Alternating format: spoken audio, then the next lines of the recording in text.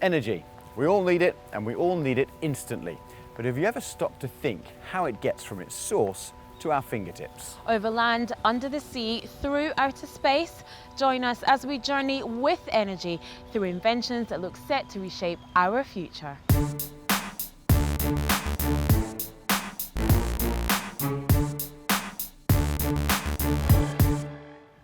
Wouldn't it be great if we hardly ever had to charge batteries? Or if we could ship anything and everything in a green way? And what if we could generate energy everywhere, even outer space? Will it be possible or sustainable? Well, it just might be. In today's episode, we're going to take a look at innovations that are ahead of the energy curve. Coming up, how a different design can make shipping more energy efficient. Plus, a solid new way of recharging batteries. And we take a power trip to space. In the meantime, I met with energy expert Professor John Miles here at the University of Cambridge for a glimpse as to what's in the pipeline. But first, let's get our heads around some facts and figures. Approximately 59 million barrels of oil is transported in ships per day. That's enough to fill 1.3 million Olympic swimming pools. By 2030, the UN has pledged to expand infrastructure and upgrade technology for supplying modern and sustainable energy services for all in developing countries. Automation, machine learning, and real-time price signals will be needed to match energy demand with energy supply locally and nationally, integrating storage and demand flexibility.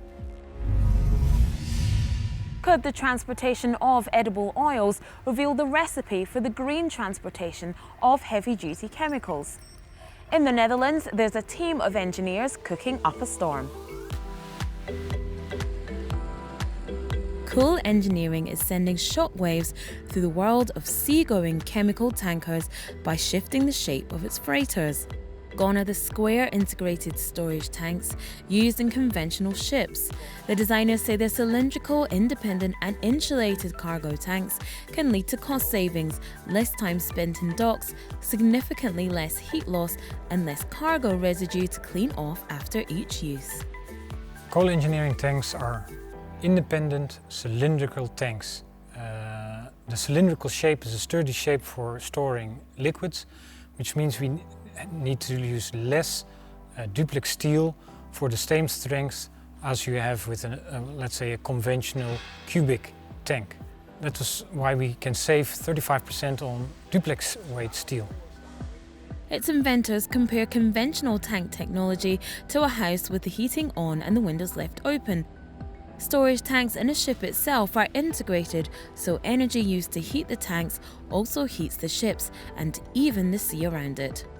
More heat is required to compensate for the heat loss.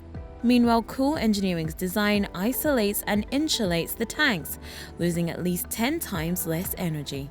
If ship owners choose for independent tanks, which we supply, they can save 85% on heating fuel, simply by the fact that we are able to insulate the tank and a conventional tanker is not able to insulate the tank.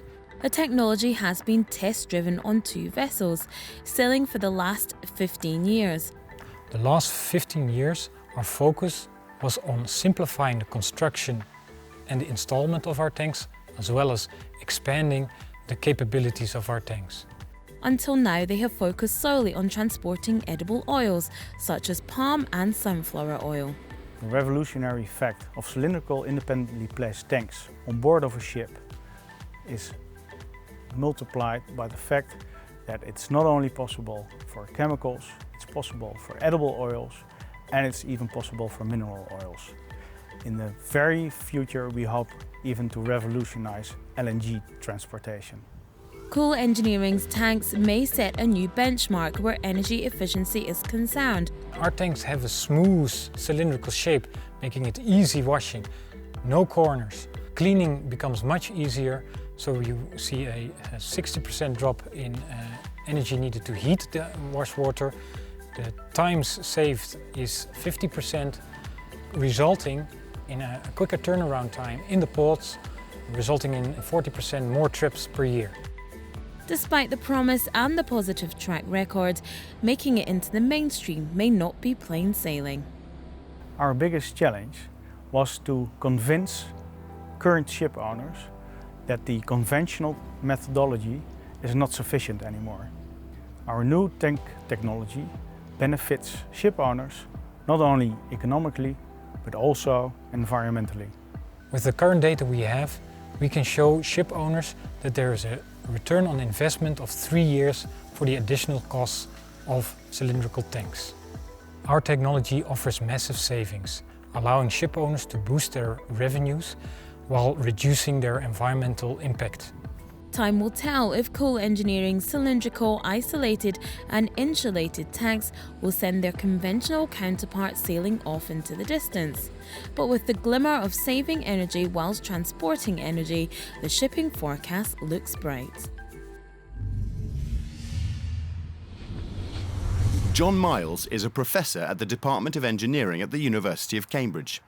He specialises in the transitional pathways which could take us from today's balance of energy demand and supply to an equivalent balance in the future, taking into account universal provision, environmental protection, security, and affordability. A key theme of his research is energy storage and distribution. John, first of all, thank you so much for having us here at beautiful Emmanuel College at the University of Cambridge. Perhaps you can tell us a little bit about your role here, what it is that you do. Yes, I'm an engineer and I'm the Professor of Transitional Energy Strategies at the Department of Engineering here in the university. My job is to look at energy strategy, a big picture subject, and my particular interest is in plotting the transitional pathways that might take us from where we are today to where we might want to be in future. Is it even possible or feasible for us to think about or imagine a sustainable future that involves hydrocarbons, either in the medium or long term? Well, that's a question that cuts right to the heart of my research. Because if I were to take an idealistic and very long-range view, I would have to say to you, well, of course not. But the reality is that we will have to learn to live with hydrocarbons, perhaps for quite a long time. And that's not just because of short-term interests like money. It's sometimes because that's the best way of doing it. So we have to move from a position of idealism when we're looking at the long term to a position of pragmatism as we go through the short term. And that really is the key to transitional energy strategies, which is what I'm looking at. John, can you explain to us a bit about the relationship between tank design and innovation in tank design and energy wastage? Yes, the transport of oil in particular depends on being able to put it in tanks and then move it around, usually in ships, but often in tankers on the road and even static tankers at bunkers and places like that. So moving from tank to tank is an important part of the life of oil. And of course, each time you move from tank to tank, if you have to clean the tanks out, you lose a little bit of oil. If it's a difficult job, you lose quite a lot of money. And so the design of the tank is pretty important in terms of how efficient the overall process is. So anything that reduces those losses during transport and during transfer are very important to the price of oil at the pump, which of course is where it affects you and I. Can you ever see the transportation of energy evolving enough so that oil and gas are completely replaced? Well, I don't see the mobility of energy forms as being the blockage. We can already move energy around, whether it's in the form of coal, electricity, oil, gas, any of those forms. So moving it around isn't the issue. I think that the issue really is economics. And yes, I can see that we will get rid of hydrocarbons altogether, but it'll take quite a long time to get there.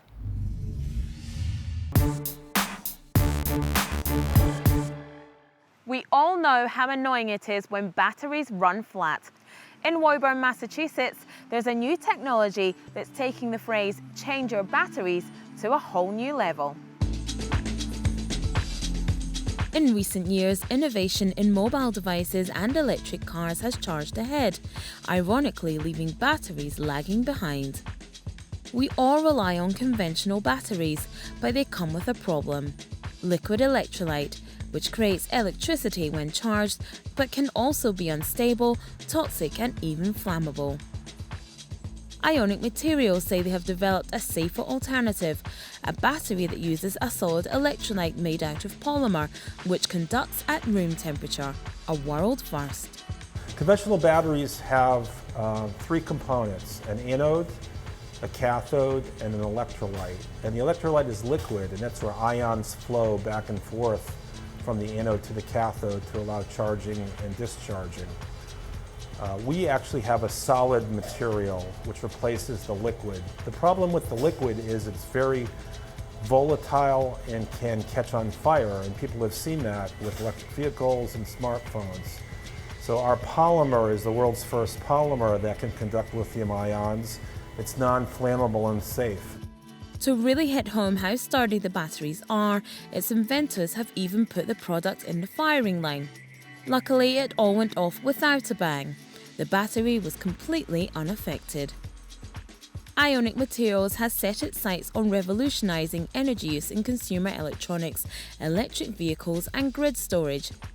Our technology will allow for much safer battery technology. So in smartphones, there will not be any potential for fires and burning and injury to people.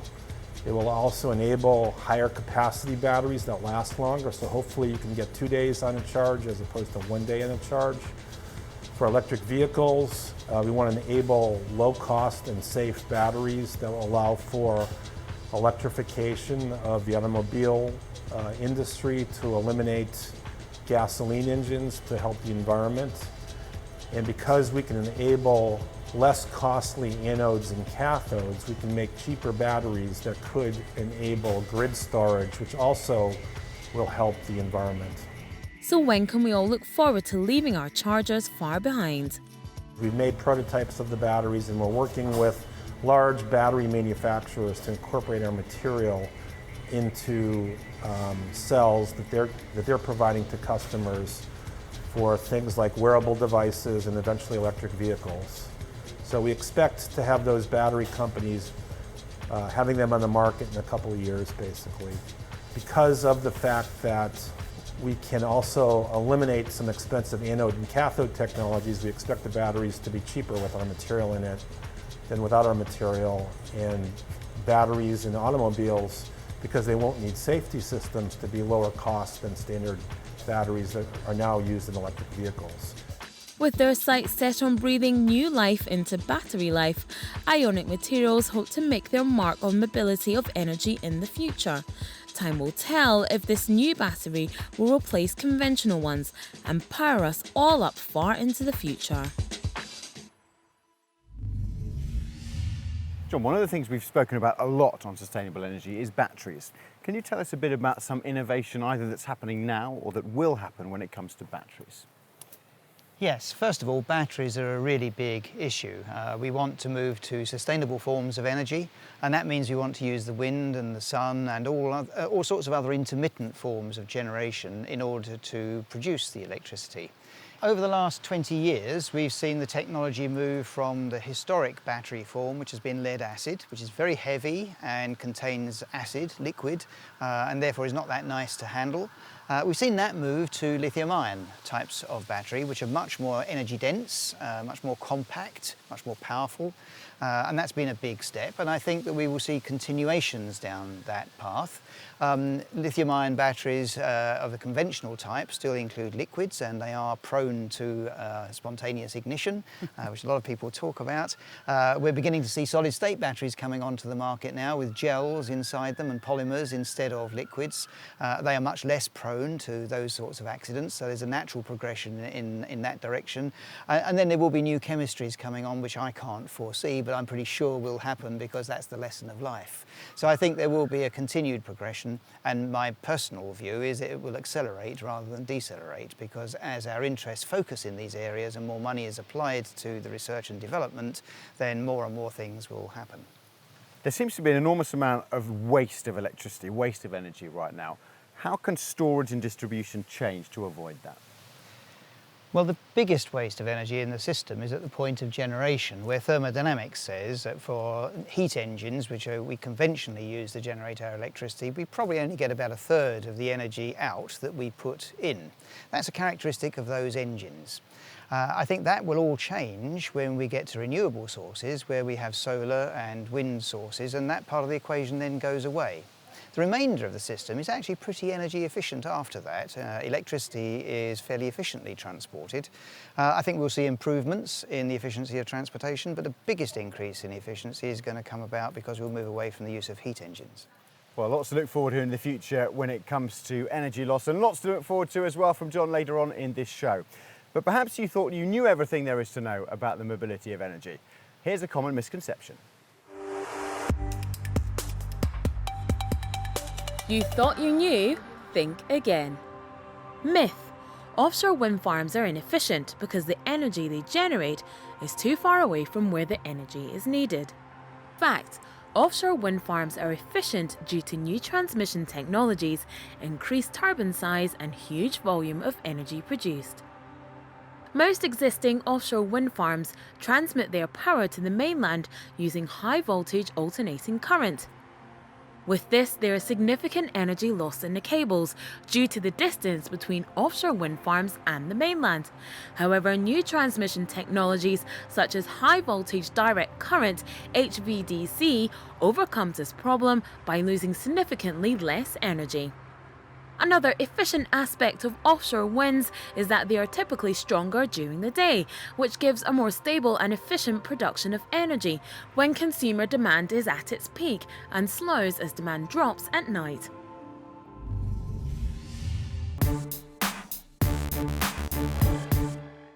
When it comes to mobility of energy, it would be easy to stay down to earth, but in the long term there's nothing stopping us generating reliable power in space.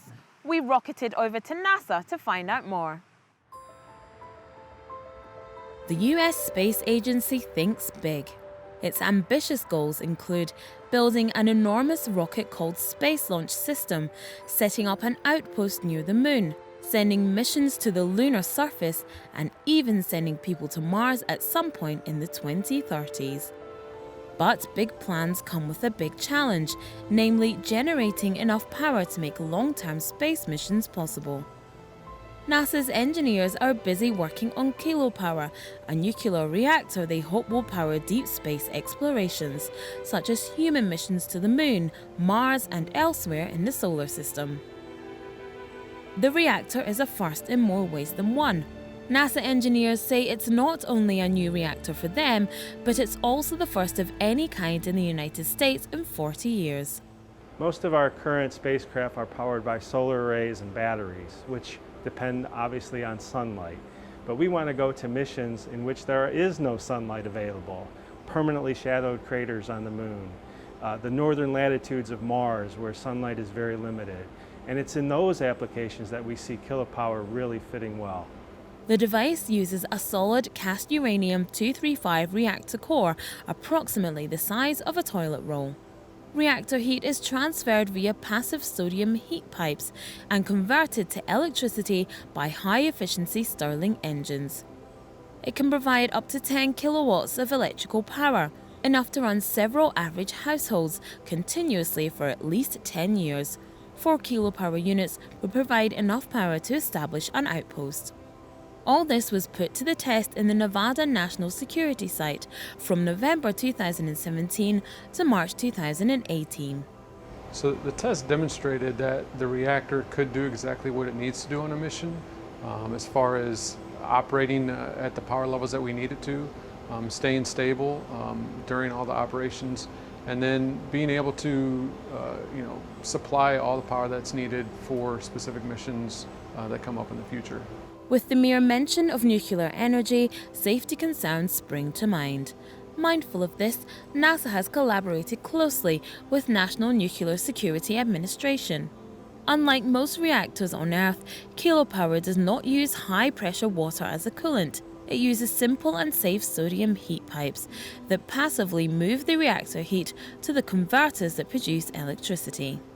In addition, according to NASA's engineers, uranium-235 is not radioactive until the reactor is turned on in space. The kilopower costs are still being analyzed. We just recently completed a technology demonstration that was very affordable, and we proved that the technology is feasible for these types of missions. The next set of costs associated with a flight development is still being determined. but we believe it'll be commensurate with space systems of similar size and scope. NASA is confident in its technology, saying kilopower will be ready for flight missions soon. It is studying options for a potential lunar demonstration mission in the mid-2020s. So it'll be one small step for man, one giant leap for fission power. The contribution that kilopower is going to make is because it's meant for deep space operations, the mobility is going to be wherever the mission can take it. So it may be lunar, it may be Mars, and it may be someplace out past Jupiter in the Kuiper belts that it's going to allow us to be more mobile and where we see our science and where we get our human exploration program out to. In NASA's hands, the mobility of energy looks set to skyrocket. The next step is to refine and perfect the technology to help generate enough power that will make sustained space missions possible. With kilopower, NASA looks like it's getting close. Watch this space.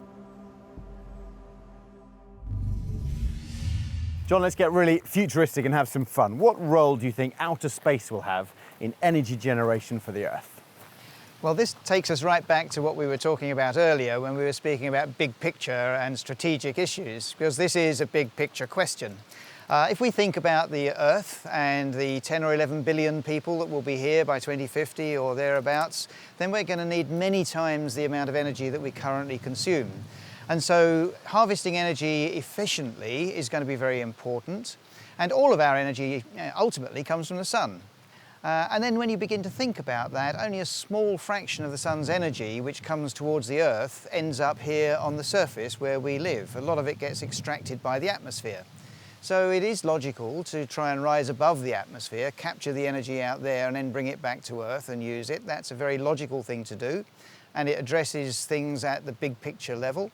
But doing it, I think, is really rather a long-range challenge. The proportion of the world's population living in urban areas is increasing and is only going to increase. What does that mean for the mobility of energy and vice versa? Well, that probably means that we're going to be looking at systems in future where our energy is generated nearer to places where it's used. So we'll be looking at means of generating energy which can produce our electricity and our other forms of energy close to the cities, and maybe even within the cities. And certainly we'll be looking at means of conserving energy in the cities. So more energy efficient cities is probably one of the key challenges of the next 25 years. When we think about sustainable energy over the coming decades, is mobility the largest issue and challenge that we have to deal with? Well, I think moving energy around, or mobility as you call it, is a challenge. And we've seen some big changes in the way in which we move energy around. In electricity, for example, we now have high voltage DC, HVDC, which is a method of moving electricity we really didn't have access to 50 years ago. So things are changing and that's important, but I don't think it's the most important thing. I think the most important thing is the cost of generation. We don't use tidal power because it's too expensive. We're only slowly getting used to using wind and solar because they have been too expensive. And I think it's continued moves in that direction that will make the real difference to us. Just as we finish, can you give us your best guess at what the energy landscape might look like in, let's say, 10 years' time? 10 years' time is a very challenging question because we're right in the state of flux as we go down our transitional pathway there. We haven't reached the state of perfection, but we've moved away from where we are now. My guess is that we will have much less reliance on oil, much more reliance on gas, increasing reliance on renewables, and I think there will be a chunk of nuclear in there too. John, it's been a great pleasure talking to you. Thank you very much. We've had solar and wind energy while we've been talking. So it looks like there's the potential in every corner of the Earth, sea and outer space to transport energy in a cleaner, greener and more efficient way. When it comes to innovation, there's certainly no energy shortage. Next time we go the extra mile for last mile mobility for goods en masse and as individuals. And if you want to put any questions to our expert, then you can do that through our Twitter channel at CNBC Energy using the hashtag AskSE and Sustainable Energy. But until next time, keep thinking green. Goodbye.